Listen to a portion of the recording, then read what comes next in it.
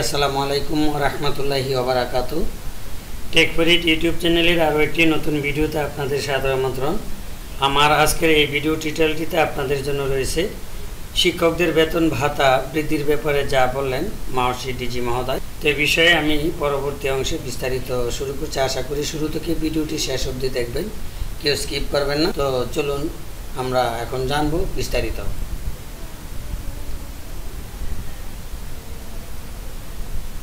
মাধ্যমিক উচ্চ শিক্ষা মাওসি অধিদপ্তরের মহাপরিচালক অধ্যাপক নেহাল আহমেদ বলছেন, এমপিওভুক্ত শিক্ষকদের বেতন ভাতা বৃদ্ধির আলোচনা হয়েছে।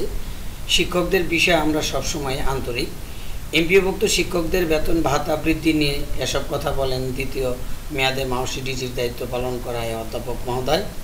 অধ্যাপক নেহাল আহমেদ আরও বলেন, এমপিওভুক্ত শিক্ষকদের উৎসব ভাতা ও বাড়ি ভাড়া বাড়াতে ইতিমধ্যে একটি হিসাব করছি, যা শীঘ্রই শিক্ষা মন্ত্রণালয়ের মাধ্যমে অর্থ মন্ত্রণালয়ে জমা দেওয়া হবে।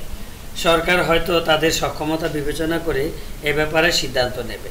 শিক্ষামন্ত্রী মহোদয় আরও বলেন, শিক্ষকদের মর্যাদা ও বেতনের বিষয়টি নিয়েও কাজ করে যাচ্ছে।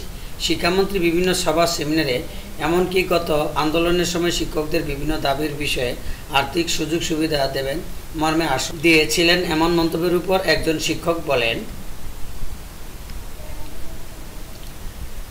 স্যার, আপনার মুখে বেতন ভাতা বৃদ্ধির প্রক্রিয়া চলছে এই কথা শুনতে চাই না।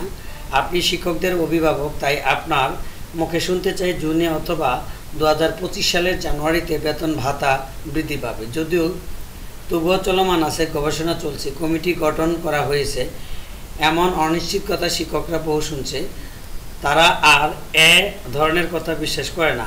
তাই কবে বেতন ভাতা বৃদ্ধি করবেন তার সঠিক সময় বলবেন, তাহলে সব শিক্ষক খুশি হবেন এবং মন থেকে আপনার জন্য দোয়া করবেন এবং আপনাকে চিরজীবন মনে রাখবেন।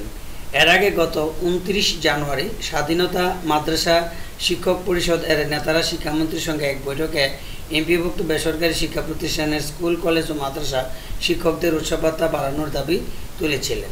তো এই ছিল শিক্ষার সর্বশেষ আপডেট নিউজটি। তো আশা করি ভিডিওটি আপনাদের অনেক ভালো লেগেছে।